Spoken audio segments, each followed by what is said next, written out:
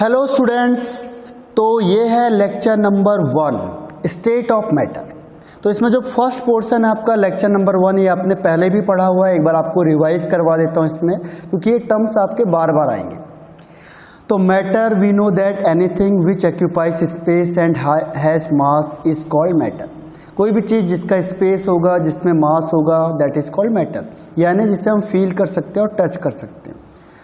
तो इसके टाइप्स होते हैं, वैसे तो 5 टाइप्स होते हैं, लेकिन 2 टाइप्स का यहाँ पे कोई मीनिंग है नहीं।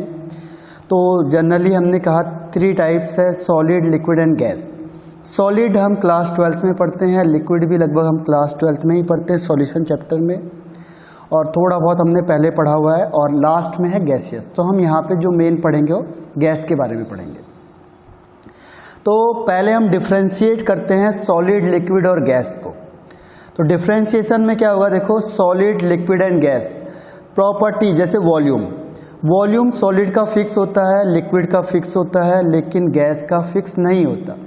गैस के केस में आप जिस कंटेनर में रखोगे वो उसका वॉल्यूम हो जाएगा। फॉर एग्जाम्पल आपने कंटेनर लिया ए और आपने गैस यहाँ रखी, तो जो इसका कंटेनर का वॉल्यूम होगा वही उस गैस का वॉल्यूम हो जाएगा। अगर आपने इसको कंटेनर को, इसी गैस को आपने यहाँ से इस गैस इसमें सप्लाई कर दिया, अब जो गैस है उसका जो वॉल्यूम होगा वो इसके बराबर हो जाएगा जितना इस कंटेनर का वॉल्यूम है। ऐसे अगर आपने यहाँ से वॉल्यूम कहाँ कर दिया, रूम में रख दिया, तो ये पूरा का पूरा क्या होगा, रूम में इसका वॉल्यूम फैल जाएगा। ठीक है, तो गैस को आप जिस कंटेनर में रखोगे वो उसका वॉल्यूम हो जाएगा, यानी गैस का वॉल्यूम फिक्स नहीं है, चेंज होता रहेगा। जबकि लिक्विड और सॉलिड का वॉल्यूम क्या होता है, फिक्स होता है। सॉलिड अगर इतना वॉल्यूम होगा तो आप कहीं भी रखोगे इतना ही रहेगा सॉलिड में। लिक्विड अगर आपने 1 लीटर वाटर लिया है, आप उसे कहीं भी रखोगे, चाहे आप इसे इस पॉट में रखो, चाहे आप इसमें रखो, चाहे आप इसमें रखो, चाहे आप इसमें रखो, किसी में भी रखोगे आप, इसका जो वॉल्यूम है वो फिक्स होगा 1 लीटर। सेकेंड देखो शेप, जो सॉलिड होता है उसका शेप चेंज नहीं होता। जैसे ये सॉलिड है, इसका शेप चेंज नहीं हो रहा, लेकिन जो लिक्विड है उसका और गैस का दोनों का क्या होगा, शेप चेंज होता जाता है, यानी फिक्स नहीं है। जैसे देखो यहाँ है, अगर आपने लिक्विड को यहाँ रखा तो इसी का शेप हो गया, यहाँ रखोगे तो इसका शेप हो जाएगा, यहाँ रखोगे तो इसका शेप हो जाएगा। ठीक है, आप किसी और पॉट में रखते हो, इसमें रखोगे तो इसका शेप हो जाएगा। यानी कि जो लिक्विड है वाटर, इसका कोई फिक्स शेप नहीं होता। जिस वेसल में, जिस टाइप के वेसल में रखोगे आप वही शेप हो जाएगा। और वही केस किसका है, गैस का है। गैस को आप चाहे इसमें रखो इसका शेप, इसमें रखोगे इसका शेप, इसमें रखोगे इसका शेप, इसमें रखोगे तो इसका शेप, यानी जिस कंटेनर में रखेंगे हम उसी का शेप हो जाएगा लिक्विड और गैस का, यानी फिक्स नहीं होगा। थर्ड है ज्योमेट्री, भी वही है, जैसे शेप वगैरह हो गया, डेफिनिट होती है सॉलिड की, इसकी डेफिनिट नहीं होगी, और गैस की भी फिक्स नहीं होगी। नेक्स्ट आता है इंटरमॉलिक्यूलर फोर्स। जो सॉलिड होते हैं उसका इंटरमॉलिक्यूलर फोर्स बहुत ज़्यादा होता है, और लिक्विड का मीडियम होता है, मतलब सॉलिड से कम होगा और गैस से ज़्यादा होगा। और गैस के मॉलिक्यूल में लगभग ऑलमोस्ट 0 होता है, क्योंकि गैस के मॉलिक्यूल दूर दूर होते हैं या बहुत कम होता है। तो गैस के मॉलिक्यूल आप जितनी दूर देखो, यहाँ से देखोगे आप, गैस के मॉलिक्यूल बहुत दूर दूर होते हैं, यानी इसके बीच का फोर्स और अट्रैक्शन कम होगा, तभी तो पार्टिकल दूर दूर है। लिक्विड में क्या होता है, पार्टिकल थोड़े पास पास होते हैं, मिले होते हैं आपस में, क्लोजली पैक्ड होते हैं, यानी फोर्स ऑफ अट्रैक्शन थोड़ा बहुत होता है इसमें। और जो सॉलिड होते हैं उसमें पार्टिकल बिल्कुल पास पास होते हैं, यानी कि जो फोर्स ऑफ अट्रैक्शन होगा वो सबसे ज़्यादा होगा। और फोर्स ऑफ अट्रैक्शन की वजह से तो पार्टिकल बिल्कुल पास पास हैं, इसमें थोड़े दूर हैं, इसमें बहुत दूर है। तो रीज़न क्या है, फोर्स ऑफ अट्रैक्शन। और इसका अपोजिट हो गया इंटरमॉलिक्यूलर डिस्टेंस, यानी मॉलिक्यूल के बीच का डिस्टेंस बहुत कम होगा, तभी तो फोर्स ऑफ अट्रैक्शन ज़्यादा है। इसमें कम है और इसमें सबसे ज़्यादा है। गैस में सबसे ज़्यादा डिस्टेंस होगा, फिर लिक्विड में, और सबसे कम होगा सॉलिड में। ठीक है, इसको हम कह सकते हैं मीडियम, यानी कि गैस से कम और सॉलिड से ज़्यादा, यानी more than solid, more than solid, and less than gas. Solid से ज़्यादा और गैस से कम। नेक्स्ट पॉइंट आता है इसमें डेंसिटी। डेंसिटी सबसे ज़्यादा किसकी होगी, सॉलिड की। फिर लिक्विड की, और सबसे कम होगी गैस की। क्यों? देखो डेंसिटी इज इक्वल टू क्या होता है, डेंसिटी इज इक्वल टू होता है मास अपॉन वॉल्यूम। अब आप किसी भी एक चीज़ को फिक्स कर दो, हमने सपोज करो वॉल्यूम को फिक्स कर दिया, हमने कहा कि वॉल्यूम ले लिया इतना, फिक्स है, ये 3 वॉल्यूम ले लिए मैंने, सेम 3 कंटेनर ले लिए सेम वॉल्यूम के, इन सब का वॉल्यूम फिक्स कर दिया। अब मैंने यहाँ सॉलिड रखा, यहाँ लिक्विड रखा, यहाँ गैस रखा। अब देखो वॉल्यूम सेम होगा तो जिसका मास ज़्यादा होगा उसकी डेंसिटी ज़्यादा होगी, तो सीधी सी बात है सॉलिड का मास क्या होगा, ज़्यादा होगा, फिर लिक्विड का, और सबसे कम होगा गैस का। तो इसलिए क्या होगा, डेंसिटी सबसे ज़्यादा सॉलिड की, फिर लिक्विड की, फिर गैस की। तो डेंसिटी सबसे ज़्यादा यानी हाईएस्ट किसकी होगी, सॉलिड, फिर लिक्विड और लास्ट में गैस। इसके बाद आता है कंप्रेसिबिलिटी। अगर हम कंप्रेस करेंगे तो देखो सॉलिड बिल्कुल कंप्रेस नहीं होता है, लिक्विड भी लगभग बहुत कम होता है, हम नॉन में ही मानते हैं उसे, नॉन कंप्रेसिबल होता है, जबकि गैस होता है हाईली कंप्रेसिबल।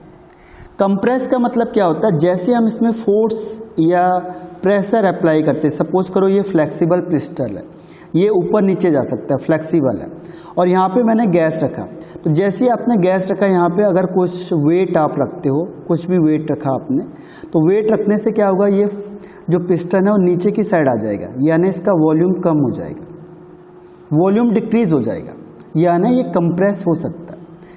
कंप्रेस का मतलब क्या होता है, ऑन अप्लाइंग प्रेशर, जैसे हमने प्रेशर अप्लाई करेंगे क्या होगा, वॉल्यूम डिक्रीज हो जाएगा, वॉल्यूम डिक्रीज, यानी कि वो कंप्रेसिबल है, तो it means it is compressible. तो गैस कंप्रेसिबल होती है, लेकिन अगर हमने गैस को हटा के यहाँ पे क्या लिख दिया, क्या रख दिया, अगर हमने यहाँ पे रख दिया सॉलिड, या फिर हमने जनरली लिख दिया लिक्विड, तो अगर मैं यहाँ पे कोई भी वेट रखूँगा तो ये क्या होगा, चेंज नहीं होगा, इसका वॉल्यूम इतना ही रहेगा एज इट इज़। आप चाहे यहाँ पे वेट रख दो ज़्यादा तो भी ये चेंज नहीं होगा, ठीक है। इसका मतलब कि लिक्विड, सॉलिड और लिक्विड जनरली क्या होते हैं, नॉन कंप्रेसिबल होते हैं, आप इसे कंप्रेस नहीं कर सकते। कंप्रेस का मतलब जैसे हमने प्रेशर अप्लाई किया तो वॉल्यूम इसका चेंज नहीं होगा, not change in volume, volume में कोई चेंज नहीं होगा, मीन्स नॉन कंप्रेसिबल है। नेक्स्ट देखो डिफ्यूजन। डिफ्यूजन में जो सॉलिड के पार्टिकल होते हैं डिफ्यूज नहीं होते, यानी मूवमेंट नहीं करेंगे, जबकि लिक्विड के पार्टिकल अगर मूवमेंट करते भी हैं तो स्लोली करेंगे, जबकि हमें पता है गैस के जो पार्टिकल मूवमेंट करेंगे वो बहुत क्विकली मूव करते हैं, तो उसे हम कहते हैं डिफ्यूजन। और उसी को हम कहते हैं लगभग थर्मल मोशन, मोशन यानी मूवमेंट। थर्मल मतलब हीटिंग, देखिए अगर मूवमेंट होगी तो लगभग सॉलिड में मूवमेंट नहीं होती है, जीरो, लिक्विड में होती है, और गैस रैंडमली मूव करते हैं ऑल डायरेक्शन में। इसके अलावा fluidity means can flow, which can flow, solid के पार्टिकल बिल्कुल भी मूवमेंट नहीं करेंगे, लिक्विड के पार्टिकल मूवमेंट कर सकते हैं अपने एरिया में, और जो गैस होता है इसमें फ्लूइडिटी हाई होगी, यानी ये बहुत तेजी से मूवमेंट करेंगे। सेम है लेकिन वर्ड अलग है, फ्लूइडिटी बना है फ्लो से, विच कैन फ्लो, तो लिक्विड भी फ्लो कर सकते हैं और गैस भी फ्लो कर सकते हैं, लेकिन गैस का जो फ्लो होगा ज़्यादा होगा, लिक्विड का कम होगा, स्लो होगा। अब इसमें एक चीज़, इसके अलावा बहुत सारे इसके डिफरेंस है जो आप खुद भी देख सकते हो क्योंकि आपने पहले पढ़ा हुआ है ये। अब इसमें आ जाओ, देखो नोट है, there are always two opposite tendency between the particle of matters which determine the state of matter, ठीक है। बहुत दो इम्पोर्टेंट टेंडेंसी होती हैं, फोर्स होते हैं जो डिसाइड करेंगे कि स्टेट ऑफ मैटर क्या होना चाहिए। इसमें कौन कौन से हैं, first is intermolecular attractive force या इंटरमॉलिक्यूलर फोर्स ऑफ अट्रैक्शन, और सेकंड इज मॉलिक्यूलर मोशन या रैंडम मोशन या एस्केपिंग टेंडेंसी, किसके एस्केप करने की टेंडेंसी ज़्यादा है, या कौन ज़्यादा मोशन करता है, या कौन किसका मॉलिक्यूलर मोशन ज़्यादा है। तो देखो अगर हम कहते हैं सॉलिड, तो सॉलिड में फोर्स ऑफ अट्रैक्शन ज़्यादा होता है, अट्रैक्टिव फोर्स ज़्यादा होगा as compare to escaping tendency या रैंडम मोशन। इसमें रैंडम मोशन नहीं होता, देखो मॉलिक्यूल बिल्कुल अपने पास होगा। अगर आपने सॉलिड देखा होगा तो सॉलिड में देखो पार्टिकल्स मूवमेंट नहीं करते, अपनी जगह पे बैठे रहते हैं बस इस तरीके से, रैंडमली मूवमेंट नहीं होगा, अपनी जगह पे होंगे तो इट मीन्स क्या हुआ, ये है आपका किसकी टेंडेंसी, ये है सॉलिड की टेंडेंसी। सॉलिड अपनी जगह से मूवमेंट नहीं करता, अपनी जगह पे रहता है बिल्कुल। तो इसकी एस्केप करने की टेंडेंसी या जो रैंडम मोशन की टेंडेंसी वो बहुत कम होती है, इसीलिए तो सॉलिड है, इसीलिए तो उसका फिक्स वॉल्यूम होता है और फिक्स शेप होता है, क्योंकि उसके पार्टिकल मूवमेंट नहीं करते, अपनी जगह पे रहते हैं बस। ये यहाँ से कहीं मूवमेंट नहीं होगा, थोड़ा सा वाइब्रेट कर सकते हैं अगर आप टेम्परेचर ज़्यादा दोगे, अदरवाइज इसमें कोई भी मूवमेंट नहीं होगा। यानी इसकी एस्केप करने की टेंडेंसी बहुत कम है, एस्केप करने की जो टेंडेंसी बहुत कम है, तो उसे हम कहेंगे सॉलिड।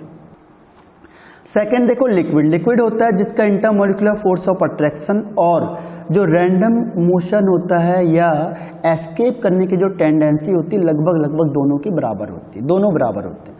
तो यानी ये निकल भी नहीं सकता और अट्रैक्शन भी इसका जो होता है दोनों बराबर होते हैं, इसीलिए वो अपनी जगह पे ही घूमता रहता है बस। तो देखो लिक्विड का पार्टिकल्स क्या होता है, लिक्विड अभी मैंने बताया था जैसे ये अपने एरिया में घूमता रहेगा लेकिन यहाँ से एस्केप नहीं कर सकता। क्यों? क्योंकि एस्केप करने की टेंडेंसी और फोर्स ऑफ अट्रैक्शन ये दोनों लगभग क्या है, बराबर हो गए, तो इसीलिए वो अपनी जगह पे ही रहेगा। ठीक है, ये अपनी जगह से रहेगा, ना तो ये एस्केप बाहर कर सकता है और ना ही ये इसमें टिका रहेगा। क्यों? क्योंकि ए पूरा का पूरा घूमता रहेगा चारों तरफ को। यानी कि जो इसका फोर्स ऑफ अट्रैक्शन है और जो एस्केपिंग टेंडेंसी है दोनों बराबर है, इसीलिए ये अपने एरिया में इस वॉल्यूम में कहीं भी घूमता रहेगा लेकिन यहाँ से एस्केप नहीं कर सकता, यहाँ से बाहर मूवमेंट नहीं कर सकता। एस्केप करना, बाहर की तरफ जाना, तो ये बाहर भी नहीं जा पाएगा लेकिन अपने इस वॉल्यूम में चारों तरफ कहीं भी घूम सकता है। तो इसका मतलब इन दोनों फोर्स क्या है, इसमें लिक्विड में बराबर होंगे। और जो थर्ड पॉइंट आता है इसमें दैट इज इंटरमोलिकुलर फोर्स। तो जो इंटरमोलिकुलर फोर्स होता है गैस में कम होता है, इंटरमोलिकुलर अट्रैक्टिव फोर्स और एस्केपिंग टेंडेंसी ज़्यादा होती है। इसीलिए गैस के मॉलिक्यूल जितना दूर जाना चाहते हैं उतना दूर जाते हैं। गैस के मॉलिक्यूल आपने देखा कि जितना मूवमेंट ज़्यादा है, बहुत ज़्यादा मूवमेंट करते हैं। अभी बताया था देखो गैस के पार्टिकल दूर दूर रहते हैं, यानी एस्केप करने की टेंडेंसी ज़्यादा है, रैंडम मोशन ज़्यादा है इसमें, तो इसमें फोर्स ऑफ अट्रैक्शन कम होता है। तो इसीलिए जो भी कंडीशन ऐसी आएगी वो किस स्टेट में होगा, वो गैसियस स्टेट में होगा, यानी वो गैस के स्टेट में होगा। ठीक है, तो ये ध्यान रखना आपने गैस का, लिक्विड का एंड सॉलिड का। अब देखो जो गैस के पैरामीटर्स हैं ये बहुत इंपॉर्टेंट पैरामीटर्स और ये आगे आएंगे आपके पास, तो इसीलिए इसको ध्यान रखना है कि ये कौन कौन से पैरामीटर्स हैं। ये बार बार आपके इसमें यहाँ से जो मैं आगे बताऊंगा आपको इसमें ये पैरामीटर्स आएंगे, इसीलिए आपको एक बार रिवाइज करा दिया कि इसे देखो आप। तो पैरामीटर्स होंगे जो गैस के कुछ करेक्टरिस्टिक्स होते हैं जिससे हम मेजरेबल कर सकते हैं, मेजर कर सकते हैं आराम से। तो इन्हीं पे साइंटिस्टों ने क्या किया था, वर्क किया था, बस डेंसिटी नहीं थी यहाँ पे। ये 4 क्वांटिटी पे ही क्या किया था, साइंटिस्टों ने वर्क किया था और इसी से उन्होंने कुछ लॉज बनाए थे जो हम आगे डिस्कस करेंगे। तो पहले हम इस पैरामीटर को डिस्कस करते हैं और इसके बाद जो साइंटिस्ट ने लॉ दिए थे उस पर डिस्कस करेंगे। तो उसी पे पूरा चैप्टर क्या है, बेस्ड है। तो स्टार्टिंग करते हैं, पहला है मास, वॉल्यूम, प्रेशर, टेम्परेचर। ये 4 पैरामीटर से मेन। थोड़ा हमने डेंसिटी को लिया है क्योंकि कई बार यहाँ पे डेंसिटी भी आती है, पर मेन यहाँ पे 4 है, मास, वॉल्यूम, प्रेशर एंड टेम्परेचर। तो पहले मास किसे कहते हैं, the amount of gas present in the vessel. जितना भी कोई वेसल में गैस प्रेजेंट है वो उसका मास हो गया। लेकिन हम यहाँ पे जो मास को हम कोरिलेट करते हैं वो करते हैं मोल्स से, कितने मोल्स गैस आए। तो नंबर ऑफ मोल्स हमें पता है, मोल्स इज इक्वल टू होता है mass of gas upon molar mass, that is called mole. ये मोल कॉन्सेप्ट ने हमने पहले चैप्टर में पढ़ा हुआ है, ये यहाँ पे भी आ गया देखो कि नंबर ऑफ मोल्स। तो मास और मोल्स को हमने कोरिलेट कर दिया, तो नंबर ऑफ मोल्स यानी N is equal to W/M, यानी वेट या mass of gas upon molar mass of gas, और इसकी यूनिट होती है मोल्स। तो हम आगे डिस्कस करेंगे, हमने एक बार पढ़ा भी है। जब हम न्यूमेरिकल क्वेश्चन करेंगे तो हम इसको एक्सप्लेन करेंगे और ज़्यादा। अब देखो सेकंड पॉइंट इसमें आता है वॉल्यूम। वॉल्यूम मीन्स क्या होता है, the space occupied by the gas is called its volume. जितना गैस स्पेस को ऑक्यूपाई कर रही है, लेकिन कई बार क्या होता है लिखा नहीं होता उसमें। तो जो gas occupied by volume occupied by the gas किसके इक्वल होगा? Volume of the container in which the gas is filled या कैप्ड, जिसमें गैस को रखा गया है वही उसका वॉल्यूम माना जाता है। सपोज आपके पास क्वेश्चन आ गया कि एक कंटेनर है जो 5 लीटर का है और हमने कोई गैस इसमें फिल कर दी। तो जैसे हमने गैस फिल करी ए, तो आप समझ जाओगे कि ए का जो वॉल्यूम है, ए गैस का वॉल्यूम वो कितना है? 5 लीटर। क्यों? क्योंकि हमने जो कंटेनर यूज़ किया है वो कौन सा है? 5 लीटर वाला कंटेनर है। तो जिस कंटेनर में जो कंटेनर का वॉल्यूम होगा वही उस गैस का वॉल्यूम होगा। ये ध्यान रखना है कि जिस कंटेनर में रखोगे, आपने यहाँ से गैस निकाली और वो कहेगा मैंने इस गैस को यहाँ से निकाला और मैंने इसको कहाँ रख दिया? 2 लीटर के कंटेनर में रख दिया। तो आप समझ जाओगे कि अब ए का जो वॉल्यूम होगा, ए गैस का वॉल्यूम, वो कितना हो गया? 2 लीटर हो गया। यानी कि जितना इस कंटेनर का या वेसल का वॉल्यूम होगा वही उस गैस का वॉल्यूम होगा। और यहाँ पे एक और मेन है यूनिट। यूनिट बहुत इंपॉर्टेंट है क्योंकि हमें क्या होता है? कन्वर्ट्स करना पड़ता है कि ml में क्वेश्चन आया उसे लीटर में चेंज करो, या लीटर में होगा उसे ml में करो, dm क्यूब में करो, सेंटीमीटर क्यूब में करो। कैसे करेंगे हम लोग? ये कन्वर्जन सबसे मेन है। क्यों? क्योंकि आपको क्या करना है? 2 सिमिलर यूनिट को लेना है। अगर एक बार वॉल्यूम मैंने ml में दे दिया और दूसरा वॉल्यूम मैंने dm क्यूब में दे दिया, तो इन दोनों को आप सेम कैसे करोगे? क्योंकि इसमें ऐसे क्वेश्चन हैं जहाँ पे 2 वॉल्यूम यूज़ होंगे। तो क्वेश्चन में क्या करते हो? एक को लीटर में दे देंगे, एक को डीएम क्यूब में, या एक को सेंटीमीटर क्यूब में, एक को ml में। तो आपको कैसे एक दूसरे में कन्वर्ट करना है, इसे ध्यान रखो कि 1 litre is equal to 1 dm cube is equal to 1000 centimetre cube. ये हमने मूल कॉन्सेप्ट में भी पढ़ा हुआ है, एक बार उसे देखो।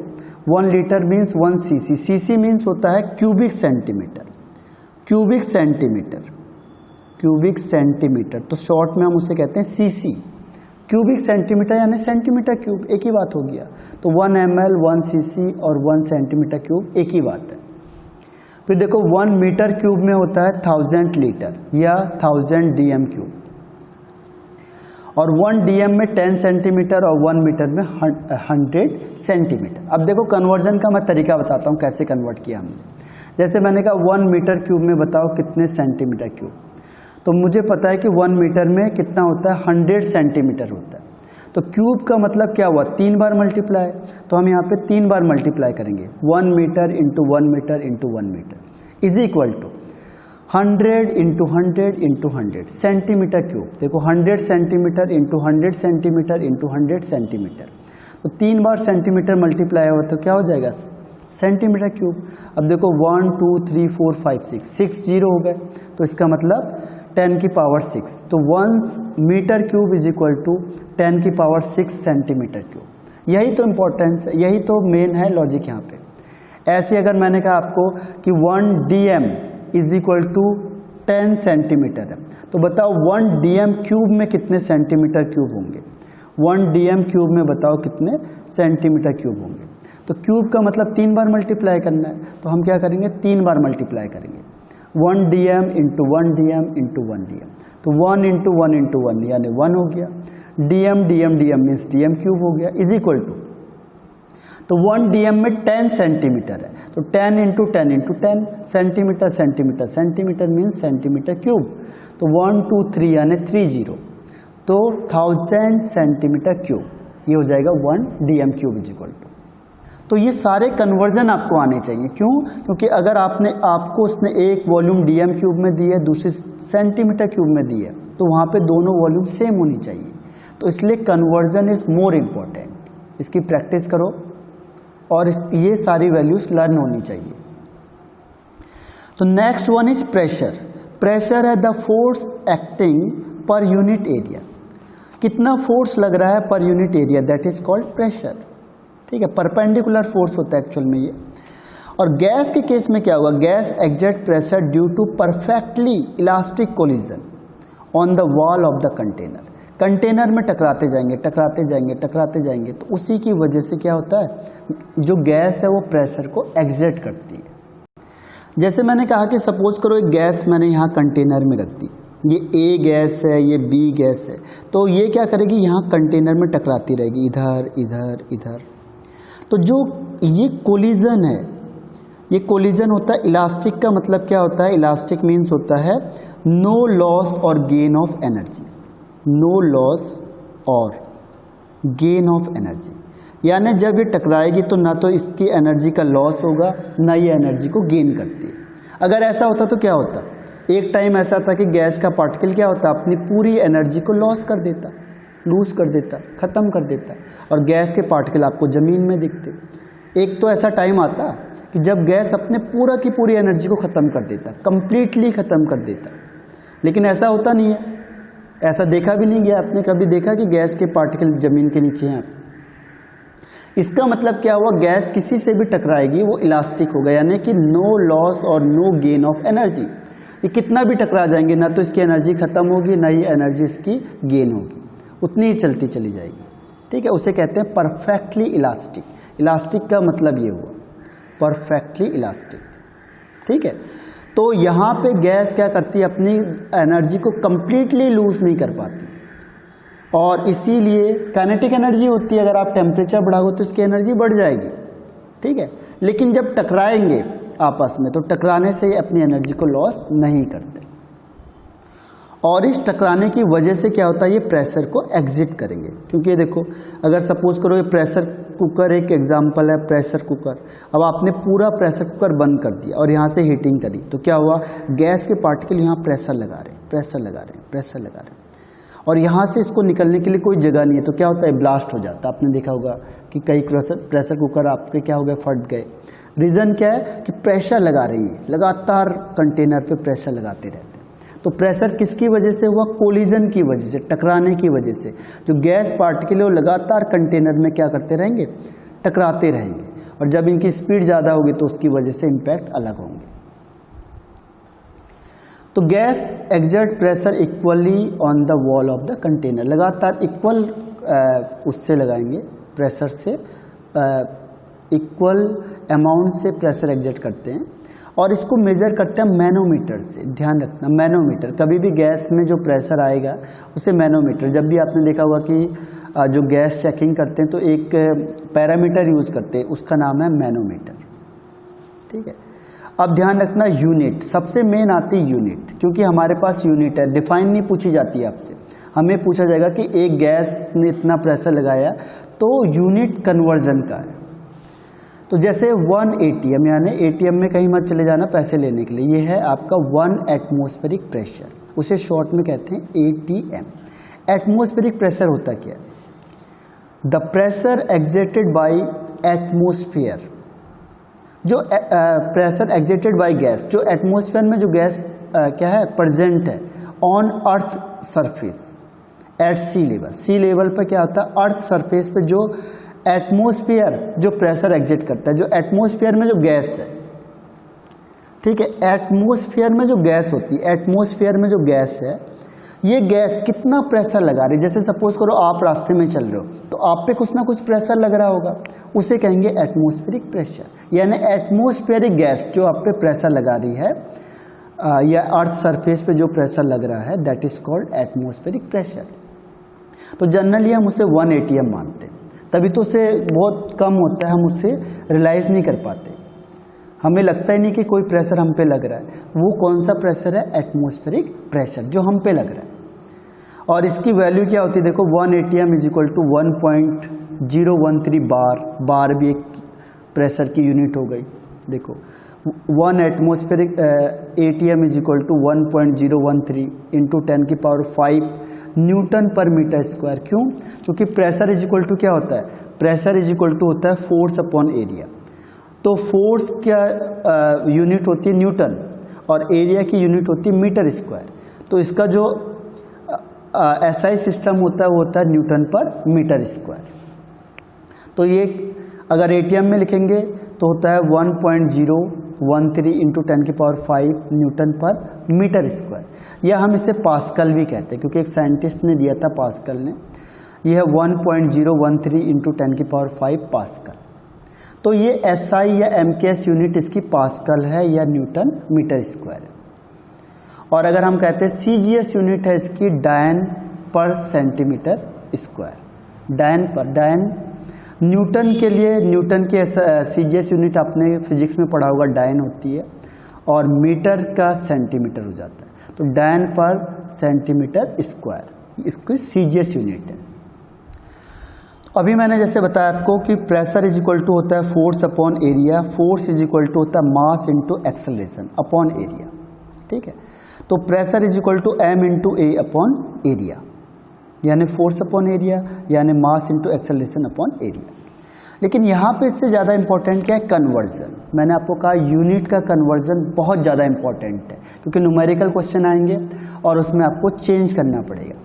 तो क्या है देखो, 1 ATM is equal to 76 centimetre of Hg, 1 ATM is equal to 760 millimetre of Hg। Mercury से हम कंपेयर करते हैं, देखते हैं।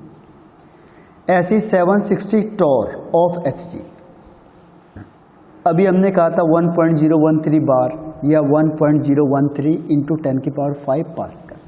तो ये यूनिट को याद करना बहुत इंपॉर्टेंट है। एक और है देखो, 1 newton per metre square is equal to 10 dyne per centimetre square, और 1 millimetre is equal to 1 torr. तो ये यूनिट इंपॉर्टेंट है, क्योंकि जब भी न्यूमेरिकल क्वेश्चन आएगा तो आपको वो एक यूनिट किस में दे देगा, एटीएम में, और दूसरा दे देगा टॉर में। तो कैसे आप इस दूसरे को सेम करोगे, तभी न्यूमेरिकल क्वेश्चन होंगे। तो अब एक और वर्ड आता है यहाँ पे, स्टैंडर्ड प्रेशर। स्टैंडर्ड प्रेशर होता है the pressure exerted by exactly 760 सेंटीमीटर या 760 mm of mercury at 0 degree Celsius. It means क्या हुआ कि जो स्टैंडर्ड प्रेशर है उसे एज्यूम किया हुआ है 1 ATM, यानी 1 एटमॉस्फेरिक प्रेशर को हम स्टैंडर्ड प्रेशर बोलेंगे, या फिर 76 सेंटीमीटर या 760 मिलीमीटर या फिर 760 टॉर, इसे हम कहेंगे स्टैंडर्ड प्रेशर। क्योंकि कई बार क्वेश्चन में प्रेशर नहीं देगा आपको, बोलेगा कि यहाँ पे हमने स्टैंडर्ड प्रेशर यूज़ किया है, तो आप समझ जाओगे कि इसका प्रेशर कितना होगा। इनमें से आप कोई भी वैल्यू को यूज़ कर सकते हो जो गिवन होगी क्वेश्चन में, उसके अकॉर्डिंग। अब नेक्स्ट पॉइंट आता है इसका टेम्परेचर। टेम्परेचर बहुत बार इसमें आता है, टेम्परेचर आ गया, प्रेशर आ गया, वॉल्यूम आ गया, मास, ये बहुत ज़्यादा इसमें यूज़ हुए हैं न्यूमेरिकल क्वेश्चन में। तो टेम्परेचर को एक्सप्रेस करने के 3 तरीके हमारे पास, केल्विन स्केल है, डिग्री सेल्सियस या डिग्री सेंटीग्रेड स्केल है, और फ़ारेनहाइट स्केल है। तो हम कहते हैं जो केल्विन स्केल होता है उसी को हम साइंटिफिक स्केल ऑफ टेम्परेचर कहते हैं। और जब भी आप फिजिक्स या केमिस्ट्री कहीं पे भी न्यूमेरिकल क्वेश्चन करोगे तो उसमें केल्विन स्केल को ही आपको यूज़ करना होगा, ये ध्यान रखना। Use kelvin scale only, use kelvin scale only. अगर आपने इसके अलावा किसी भी और टेम्परेचर में न्यूमेरिकल क्वेश्चन सॉल्व किए तो पहले ही आंसर क्या होगा, आपका गलत हो जाएगा। ये मैंने आपको मूल कॉन्सेप्ट में भी बताया था, और यहाँ पे तो हर बार आएगा आपके पास। इसीलिए ध्यान रखना, जब भी आप न्यूमेरिकल क्वेश्चन करोगे, चाहे आप फिजिक्स में करो, चाहे आप केमिस्ट्री में करो, या आप साइंस की किसी भी ब्रांच में करो, तो आपको जो स्केल लेना है वो केल्विन स्केल ही लेना है। तो इसके लिए फिर क्या है, कन्वर्जन इंपॉर्टेंट है या रिलेशनशिप इंपॉर्टेंट है। तो केल्विन स्केल होता है, और डिग्री सेल्सियस में क्या रिलेशनशिप है, kelvin scale is equal two degree Celsius plus 273। आप 273 को ऐड कर दो डिग्री सेल्सियस में, तो वो केल्विन में चेंज हो जाएगा। या अगर हमें डिग्री सेल्सियस में दिया है तो केल्विन स्केल माइनस 273, ये डिग्री सेल्सियस में चेंज हो जाएगी। ऐसी सेकंड है, अगर डिग्री सेल्सियस और फ़ारेनहाइट में चेंज करना है तो डिग्री सेल्सियस, इसको C भी लिख सकते हैं, C इज इक्वल टू 5/9, फिर क्या होगा डिग्री फ़ारेनहाइट माइनस 32, ये इसका फॉर्मूला है। ये फॉर्मूला कैसे आया देखो, मैंने आपको उसमें ही बताया था कि degree Celsius minus initial scale, initial इसका 0 है, इसका 273 है, इसका 32 है जो इनिशियल हमने लिया है, डिवाइडेड बाय इसकी जो मैक्सिमम वैल्यू है माइनस मिनिमम वैल्यू, तो 100 माइनस 0, इसकी मैक्सिमम है यहाँ पे 373 माइनस मिनिमम है 273, और फ़ारेनहाइट के लिए हम करते हैं 212 इसकी फाइनल है और 32 है इसकी मिनिमम। यानी हम लोग कैसे कैलकुलेट करते हैं कि अगर मैंने कहा आपको डिग्री सेल्सियस के लिए, डिग्री सेल्सियस, तो वाटर क्या होता है 0 डिग्री पे हो जाता है, तो यहाँ पे हमने 0 लिया इनिशियल का, और फाइनल क्या होता है वाटर कितने पे बॉयल हो रहा है 100 पे, तो ये किसके लिए हो गया, डिग्री सेल्सियस के लिए। अगर मैंने कहा केल्विन इसके लिए निकालो, तो केल्विन यहाँ पे कितना होगा, वाटर कितने में बॉयल होगा, 373 केल्विन पे, और कितने पे ये फ्रीज हो जाएगा, तो दैट इज 273 पे। तो ये इसका इनिशियल हो गया, ये इसका फाइनल हो गया। ऐसे मैंने कहा फ़ारेनहाइट का जो फाइनल होता है ये होता है 212 डिग्री फ़ारेनहाइट, और इसका इनिशियल कितना होता है 32 फ़ारेनहाइट, डिग्री फ़ारेनहाइट। तो ये तीनों आपस में बराबर हो गए, 0 डिग्री 273 और ये 32। इसमें 100 इसका 373 इसका 212 क्या है, आपस में इक्वल है स्केल के बेस पे। तो वहाँ पे आप लोग कन्वर्जन कर सकते हो। मैंने कहा था कन्वर्जन बहुत इंपॉर्टेंट है। अब देखो नेक्स्ट इसमें आता है एब्सोल्यूट जीरो टेम्परेचर। कई बार वर्ड आएगा एब्सोल्यूट जीरो टेम्परेचर। तो -273 डिग्री सेल्सियस या 0 केल्विन टेम्परेचर को ही हम कहते हैं एब्सोल्यूट जीरो टेम्परेचर। ठीक है, एब्सोल्यूट टेम्परेचर मतलब केल्विन स्केल वाला, केल्विन स्केल, और एब्सोल्यूट जीरो टेम्परेचर मतलब 0 केल्विन टेम्परेचर। यानी कि जिस टेम्परेचर में किसी गैस का वॉल्यूम क्या होगा, जीरो हो जाएगा, यानी वो गैस रहेगी नहीं। फिर वो क्या होगी, गैस का वॉल्यूम जीरो हो गया मतलब गैस है ही नहीं, तो क्या बन जाएगी, वो लिक्विड बन जाएगी या सॉलिड बन जाएगी, वो गैस फॉर्म में नहीं रहेगी वो। तो उसे कहेंगे हम एब्सोल्यूट जीरो टेम्परेचर। तो एब्सोल्यूट जीरो टेम्परेचर की कुछ खास बात क्या है, देखो काइनेटिक एनर्जी गैस की जीरो हो जाएगी, यानी गैस का मूवमेंट खत्म है। प्रेशर गैस का जीरो हो जाएगा, यानी गैस रहेगी नहीं तो कहाँ से उसका प्रेशर होगा। Heat content of the gas zero हो जाएगा, क्योंकि गैस है ही नहीं तो कहाँ से उसका हीट कंटेंट होगा। ठीक है, और वॉल्यूम ऑफ गैस जीरो, क्योंकि गैस तो है ही नहीं तो उसका वॉल्यूम कहाँ होगा। तो गैस किस में चेंज हो जाएगी, फ्रीज कर दोगे आप उसे, वो किस में चेंज हो गई, लिक्विड में या सॉलिड में चेंज हो जाएगी। तो इसीलिए ये खास बात याद रखनी है आपने एब्सोल्यूट जीरो के लिए। यानी एब्सोल्यूट जीरो कौन सा हो गया, 0 kelvin temperature is called absolute zero temperature. अब इसमें एक और वर्ड आता है स्टैंडर्ड टेम्परेचर। तो ध्यान रखना 0 डिग्री सेल्सियस या 273 kelvin temperature is called standard temperature. Fix है ये याद करना है, जहाँ पे लिख दिया उसने स्टैंडर्ड टेम्परेचर, यानी कि ये टेम्परेचर की वैल्यू फिक्स कर दी। तो एक चीज़ इसमें बहुत बार आती है कि केल्विन स्केल को ही हमने साइंटिफिक क्यों माना, बाकी दो और भी थे लेकिन दो को हमने ये क्या है साइंटिफिक नहीं माना, हमने केवल केल्विन को ही क्यों माना, या हम सारे क्वेश्चन आंसर केल्विन में ही क्यों कर रहे हैं, डिग्री सेल्सियस में क्यों नहीं कर रहे हैं। तो इसका आंसर क्या है कि जो इसकी वैल्यू होती है कभी भी नेगेटिव नहीं होती है या जीरो नहीं होती है। 0 केल्विन को अटेन करना इम्पॉसिबल है, तो नेगेटिव को जाना तो बहुत दूर की बात है। 0 केल्विन को अटेन करना क्या है, इम्पॉसिबल है। अभी भी साइंटिस्ट ये मानते हैं कि हमने 0 तक पहुंच नहीं सकते, इम्पॉसिबल। ठीक है, ये अटेन करना ही पॉसिबल नहीं है, तभी तो गैस का वॉल्यूम 0 नहीं हो सकता। ठीक, तो ध्यान रखना है आपको कि जो 0 केल्विन है उसे अटेन करना इम्पॉसिबल है। तो जब हम न्यूमेरिकल क्वेश्चन करेंगे तो फिर क्या होगा, प्लस ही प्लस में चलेगा, तो आंसर ज़्यादा एक्यूरेट आएंगे। तो यहाँ पे एक और वर्ड आएगा STP, यानी स्टैंडर्ड टेम्परेचर एंड प्रेशर। तो अभी मैंने बताया था स्टैंडर्ड टेम्परेचर कितना होता है, 0 केल्विन 0 डिग्री सेल्सियस या 273 केल्विन टेम्परेचर, और स्टैंडर्ड प्रेशर कितना होता है 180, हमें याद रखना है आपने। और इसको एक और वर्ड कहते हैं NTP, यानी नॉर्मल टेम्परेचर एंड प्रेशर। तो नॉर्मल टेम्परेचर एंड प्रेशर या स्टैंडर्ड टेम्परेचर एंड प्रेशर। अब इसमें डेंसिटी का ध्यान रखो, mass per unit volume is called density. तो density is equal to mass upon volume. Mass को हम W से दिखाएंगे, वॉल्यूम को V से। तो इसकी यूनिट क्या होगी, इसकी यूनिट हो जाएगी ग्राम पर ml या फिर ग्राम पर सेंटीमीटर क्यूब, वॉल्यूम क्योंकि सेंटीमीटर क्यूब में भी होता है, या फिर kg पर लीटर। तो इस तरीके से इसकी यूनिट वेरी करती जाएगी। अब इसमें मैंने कहा था आपको कन्वर्जन आता है, जैसे क्वेश्चन में दे दिया kg पर लीटर और मुझे चाहिए ग्राम पर सेंटीमीटर क्यूब में, तो मैं कैसे से कन्वर्ट करूंगा, देखो।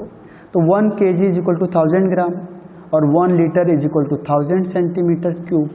अब इसकी वैल्यू को यहाँ रख दो, 1 kg की जगह पे 1000 ग्राम, 1 लीटर की जगह पे 1000 सेंटीमीटर क्यूब, इससे क्रॉस कर दो, यानी 1 ग्राम पर सेंटीमीटर क्यूब।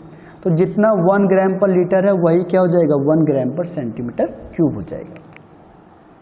तो इसे ध्यान रखना है हमने कि कौन सी चीज़ किस में कन्वर्ट और कैसे होगी।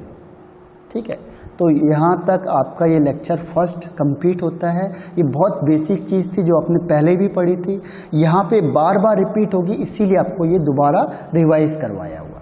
एक बार आप पहले भी देखो, मूल कॉन्सेप्ट में भी ये पॉइंट हो चुके हैं ऑलरेडी, और यहाँ पे भी दोबारा हुआ है क्योंकि हम आने वाले लॉस में ये सारी चीज़ें काम आएंगी। तो इसके जो भी यूनिट है वो याद करनी बहुत ज़रूरी है, तभी आपके न्यूमेरिकल क्वेश्चन बनेंगे। ठीक है, तो ये लेक्चर मैं ऑफ करता हूँ यहाँ तक। ये फर्स्ट लेक्चर है और इसको आप ध्यान से पढ़ो इससे और बहुत अच्छी तरह से करो। तो इसमें वैल्यूज़ होनी चाहिए याद बस। Thank you, have a nice day.